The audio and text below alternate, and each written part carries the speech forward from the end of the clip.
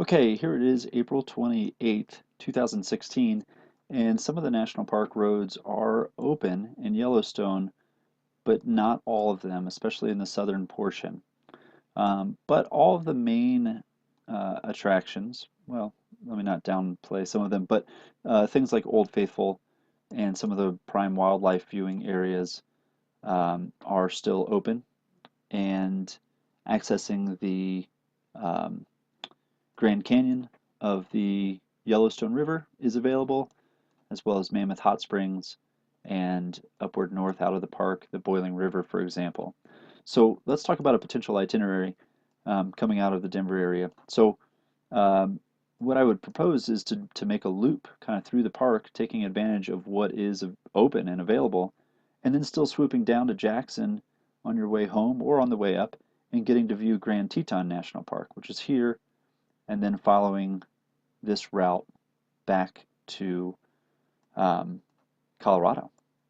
So let's zoom in just a little bit. It's going to take, if you wanted to go to Jackson first and view Grand Teton National Park, this route is going to take about 8 to 9 hours. Better say 9 on the safe side, maybe 8.5. The view as you come out of Du Bois over what's called Togety Pass and then through Moran, and the view of the Grand Tetons is absolutely spectacular. Then the town of Jackson is slow right now this time of year. Cold temperatures can reach 38, low 30s. It might freeze at night. And then the warmer temperatures that you're going to see are high 50s, maybe 60s. Um, West Yellowstone, Montana is another gateway town to Yellowstone itself. This drive out of the Teton area in eastern Idaho will also give you dramatic views of the Tetons as you're heading north. West Yellowstone is like I said, a gateway community to Yellowstone National Park, so they have an IMAX theater there and some other attractions that will be open. This road here on the map down to the down to Old Faithful is open. So if you came in through West Yellowstone, turned right at Madison Junction, you could go down and view Old Faithful. This time of year, there's going to be so few people in the park itself, and the wildlife is very active. There are reports of regular moose sightings in the Jackson Hole area. I imagine that'll be the case up in Yellowstone as well. The elk are migrating out of Jackson Hole's wildlife refuge for the elk refuge here north of town. So they're going to be moving north into the park and up into Yellowstone. A lot of activity there, as well as with moose sightings and the opportunities to potentially see bear and wolf. Um, so depending on which way you head, if you went the Jackson route, you went West Yellowstone into the park, you could come down to view Old Faithful. Um, Furthermore, you could head north and view the Mammoth Hot Springs. That is where the campground is open.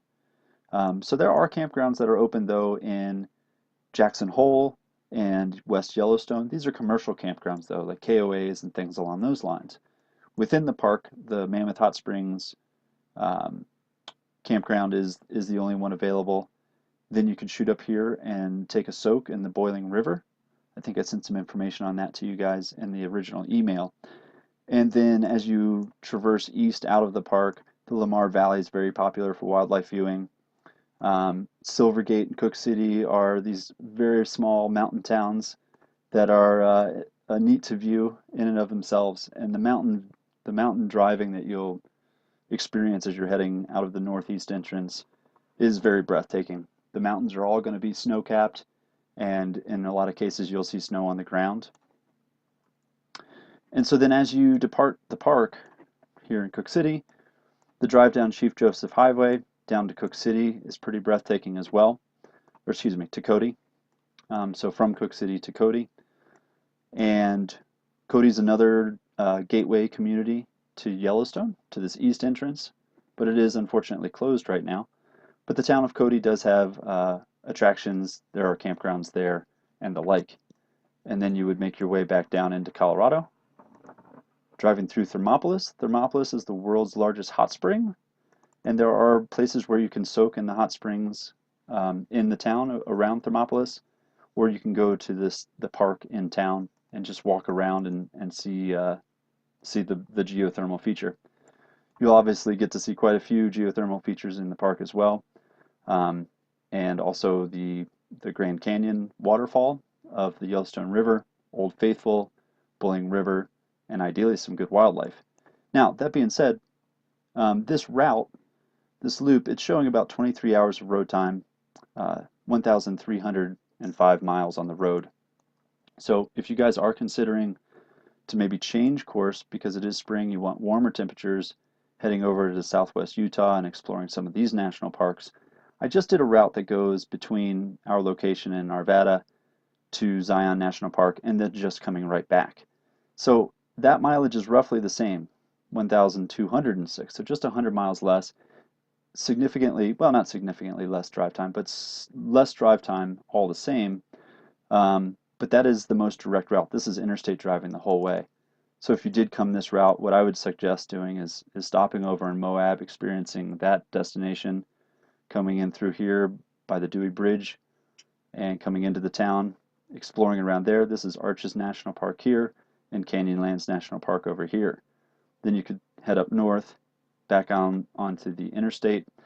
And if you wanted to stay on the interstate to get down to Zion, you certainly can, but you can also consider dropping down into Bryce Canyon National Park, Escalante. The drive through here is outstanding, and also experiencing Capitol Reef National Park. So you would exit off the highway here and come back down and around. And then you could maybe take the interstate home and make it a little bit of a faster drive for yourself.